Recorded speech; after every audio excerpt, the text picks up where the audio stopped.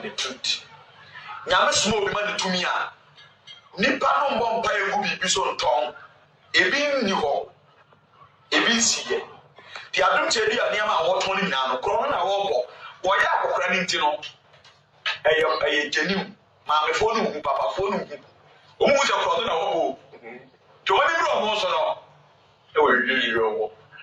Te say your phone will be right in. Here you go.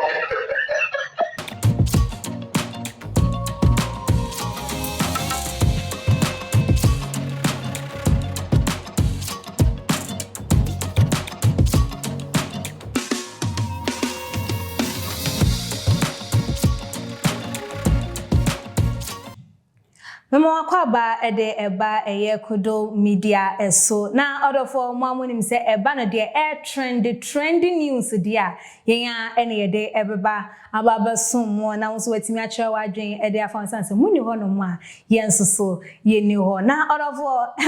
ene ye kan ye say abo bi beka wa no ofri wontumem ana obizu beka sane no ofra eye entuma na nipa woni ne ko ede eba no wono ana obeka wo ho asem nti se abontinsu ni bi ebenya wa na enam de efie nipa aka ede achen because abontinsu ni ohun de ekoso ewo eye abusuemu ana efie moda gise fie ni ena ebeka nti na se efie abosia etwa wa ya papa na odofo ene de ya me no wo kase Evangelist Suro Nyame Evangelist Suro Nyame said de mo amonim no ya papa Rev Obofour ni jata 1 said de na ye nua be me ya na Evangelist wo ben no ene wo mo akwa na eba je se ene papa yi wo hype na pa eye nanso ene Evangelist Suro Nyame ababontin de nsem bia baba tudwa e de afa Rev Obofour ho twetwe aso dodo na ebuza se da bi o aden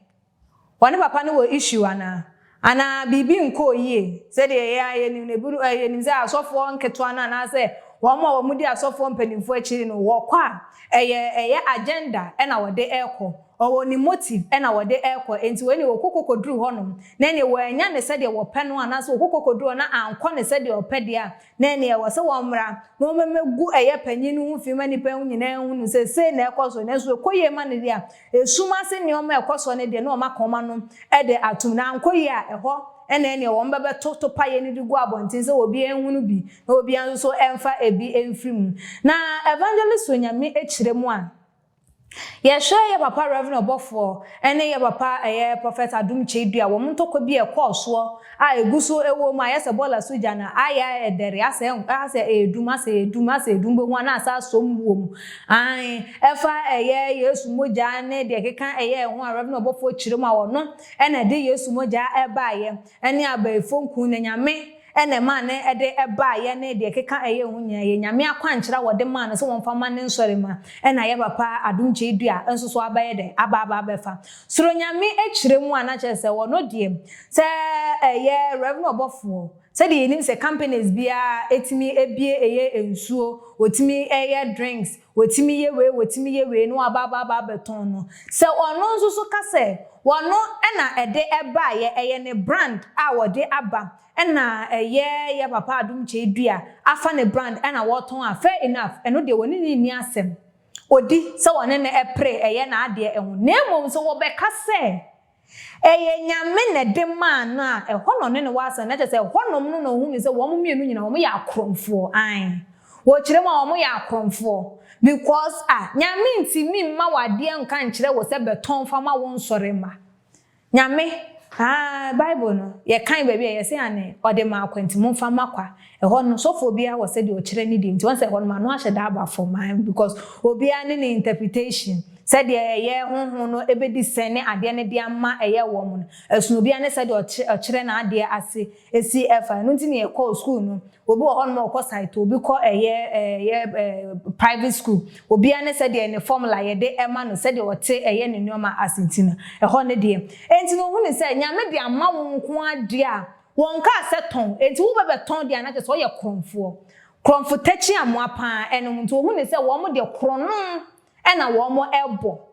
Aye, Evangelist Suro Nyame chirema wo hu no se ya papa Adom Kyei dia ene Rev Obofour dia ene e kasa krono pan dia wo mudi mu tintiman wo mo na ebo eye krono ne pan ne kase na se de wo yere ne ho a wo ka krono yi na che se e kame akwakoye se enye na asem no ana se bio enye eye abaifu nkunu ne eyi no krampo na asem wo hye de gina so se bibi foforo bi ye den e wo ho odofo me ma me kasa enwa yenkotie Evangelist Suro Nyame emfa emra ye ba na yatoa eye adwentwe no ebinum eso Adom Kyei da ne Obofour nyina ya krofo the same skill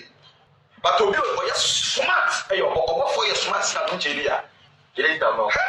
smart no waka o ba ga le ko Adom Kyei dia kro no wo ya kokora nti no I want it oh serious it you I want to pass wo ya kokora nti no kokoro no fatama nti no abaifu nkuru nyama no Yesu moja na woton no God for who is as o ye genuine but no Obofour nyina so ya no but ono ya kokora nti no se ga ya twini dwane 90% o man ni pe bi adwini dwane etre Obofour tonku ni amane mo waso dem Adom Kyei da ton ni amane mo waso dem mebwa omunina me mo nyina se am robbers omunina am di chokro ba Adom Kyei akokora ne dwene ni tinwe ne se de wo press no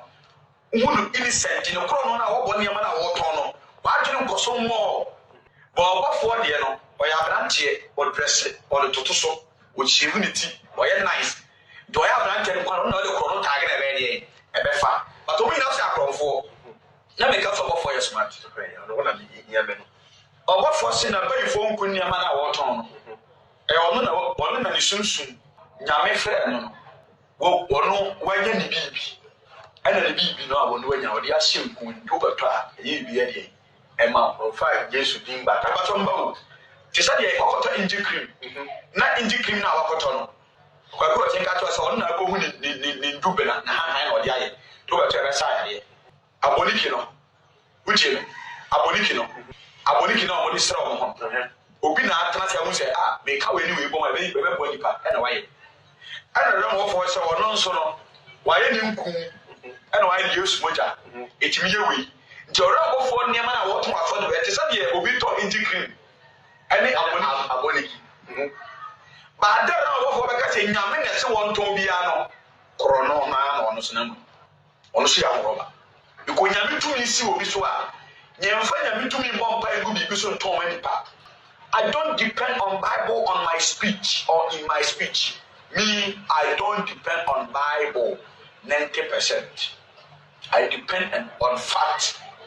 and the truth. Nyame small be man to me a nipa no mbompa egu bibi so nton ebi ni ho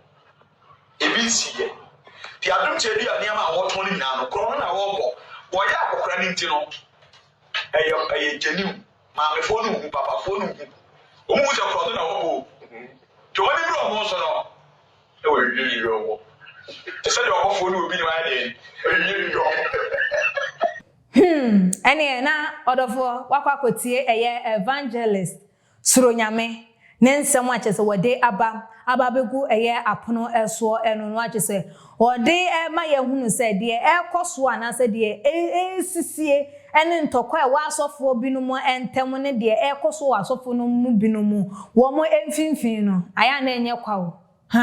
enioma binumu ekoso nioma ekoso wo sumase pa nkrofo binumu ye nioma bi eno nti na ono krampo ne sabio wanje eye enioma bi ndi Bible no krampo no ono onji ndi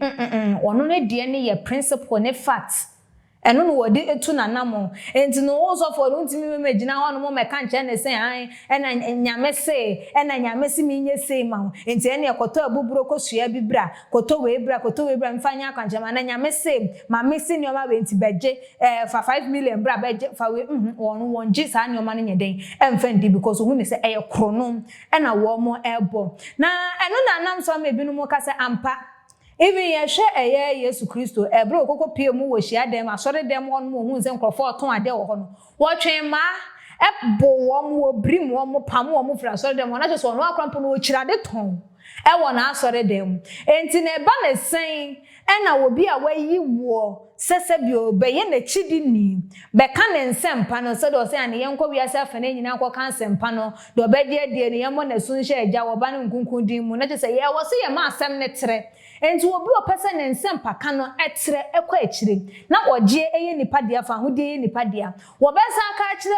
wo chire ni no krampo enso se sa akọ na koton because emre osuma eye suafo na na so osuma na wo mo ka ne nsempa ka ne bi no krampo no wo ma ni pani unu se wo kọ no ma ne mfa hwempo nya den enko ma ne mfa bibi anko wo kọ a baby a yebegye no no eye den a wo mo be ma ne neoma yanje na wo mo propro mo na ase na wo nya ho no mo nya den enko na je se wo krampo no wuhia bibi se wo de be kwa yenze nkyerene ansan na sebio wanya bibi de afiri nipa ne ho no because asem no ankasa na ye de ama no wo kokoko kan asem no ka nipa na koma nipa na nyame na hye nipa no ana nyame na ka nipa no e ma nipa ne ye wadoye ana nipa ne ye bibi e de emam enti e ba ne sen e na nyame a wasoma wo sefa asem ne bre nipa no obesa ka kire wo se nipa we die eji se fra nioma we fama no aka chense wontu 10 million wontu asa 10 million no pound dia ene na kwankire ana se bio ne testimony a wo hwehwe no na dance die no ne fa ho die no ne nkwagye no ne nsa entimi enka ntse se ye krono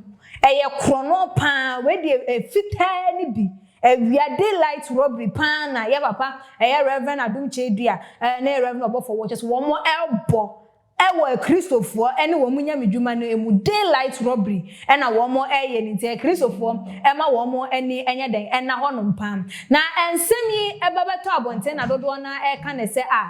na Suro Nyame aden ede na Rev Obofour de aye no wetia ne na so ana waye ne den enu ntino wo kasa ensem wei ede fa ne ho ana se wo de sansem wei ebabeto abonte ebinum asum eye wo mo kesere ne ebinum asum eye wo mo kenya se da bi we de enya kwa we de bibi wo mo ansan na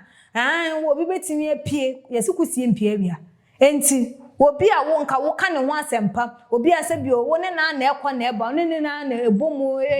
ebeka se ye ne na na twi street